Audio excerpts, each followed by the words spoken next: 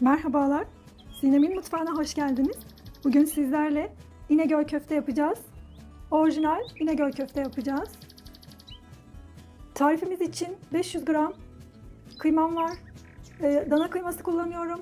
Fakat orijinalinde dana kaburga ve biraz da kuzu eti karıştırılarak yapılıyor. Ama ben şimdi dana eti kullanacağım. Kıymama 1 tatlı kaşığı tuz ilave ediyorum. Şöyle yarım tatlı kaşığı kadar da karbonat ilave edeceğim. Karbonatımı limonla açmıyorum. Etimizi bir gece bekleteceğimiz için zaten limonun görevini etimiz görecek. 24 saat hamurumu iyice yoğuracağım. Köfte hamurumu 24 saat bekleteceğim. Eğer siz evde kendiniz parça etiniz varsa, kıyma çekme makineniz de varsa tuz ve karbonatı etimizle güzelce harmanlayıp makineden o şekilde çekerseniz çok daha güzel olur. Ben şu anda kıymam vardı, kıymamı kullanıyorum. Tuzum ve karbonatımla iyice 5 dakika yoğuracağım. Bakın yoğurmaya başladım. İçerisine başka hiçbir şey koymuyorum. Tuz ve karbonatla iyice yoğuracağım. Dediğim gibi 5 dakika iyice yoğuracağım. Ondan sonra da 24 saat buzdolabında dinlendireceğiz. Bakın arkadaşlar, köfte hamurumu ben genelde hep böyle atarak yoğururum. O zaman kıvamı daha güzel oluyor. Sakız gibi. Ata ata 5 dakika yoğurdum. Üzerini streç filmle sarıp buzdolabına kaldıracağım. Bakın streç filmle birkaç kere sardım. Şimdi buzdolabına kaldırıyorum. Bir gece bekleyecek. Evet, İnegöl köftemiz için bir gün öncesinde kıymamızı tuz ve karbonatla yoğurup üzerini sarmıştım jelatinle. Buzdolabında bekletmiştim. Şimdi çıkardım. Üzerindeki jelatinini aldım. İçerisine soğan ilave edeceğiz. Bir tane soğanım var. Bakın şöyle iri olarak robottan çektim soğanımı ve süzüyorum. Bütün soğanımızın suyunu süzeceğiz bu şekilde. Soğanımızın suyunu çıkaracağız. Sadece posasını ilave edeceğiz. Suyunu iyice sıkıyorum. Hiç su kalmayana kadar sıkacağım.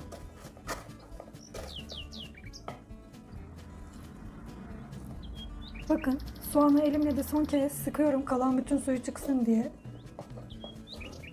Elimle sıkıyorum suyunu.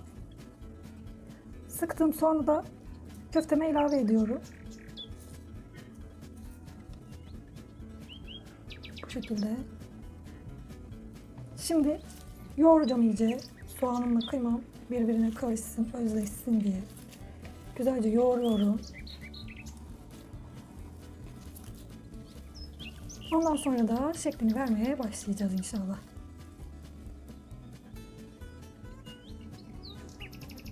Şimdi şekillerini vermeye başladım ben. Bakın şöyle bir kasem var. Su aldım, içerisine az bir şey. Elimi çok az ıslatıyorum.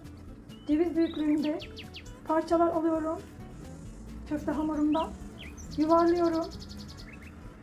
Ve bakın şöyle bastırıyorum. Köftenin orijinal şekli yuvarlak zaten. Ama uzun da yapıyorlar. Biz şimdi orijinalini yapıyoruz. O yüzden yuvarlak yapacağım. Bakın böyle. Diziyorum. Köftelerim hazır. Şimdi tavamı kızdırıyorum. Köftelerimi pişirmeye başlayacağım. Bakın tavam iyice kızdı. İçerisine de çok az yağ ilave ettim. Şimdi köftelerimi kızartacağım.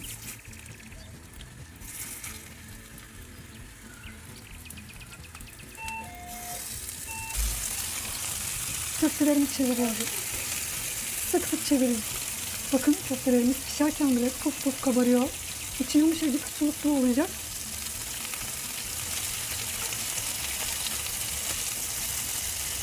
Şöyle çeviriyorum. Gerekirse tekrar bir daha çevireceğim. Bakın sık sık köftelerimi çevirerek iyice kızartıyorum ki içleri de pişsin.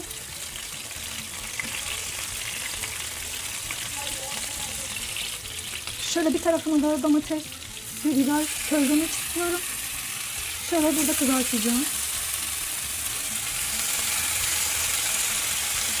Şöyle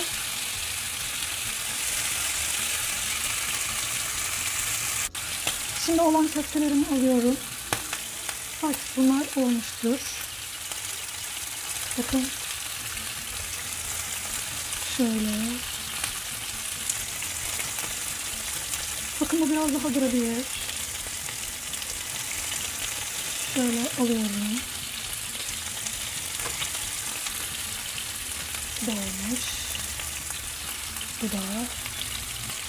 Şöyle birkaç biber atmak istiyorum. Biberlerim de közlensin. Evet. Köftelerimiz hazır. Bakın biber ve domateslerimi de köftelerimin yanında kızarttım. Köftelerimin lezzetini aldılar. Harika oldu. Şimdi oturup afiyetle yiyeceğiz inşallah. Sizler de umarım yaparsınız, denersiniz. Afiyetle yersiniz. Kanalıma abone olup beğeni ve yorumlarınızı göstermeyi unutmayınız. Gösterdiğiniz ilgiden dolayı teşekkürler.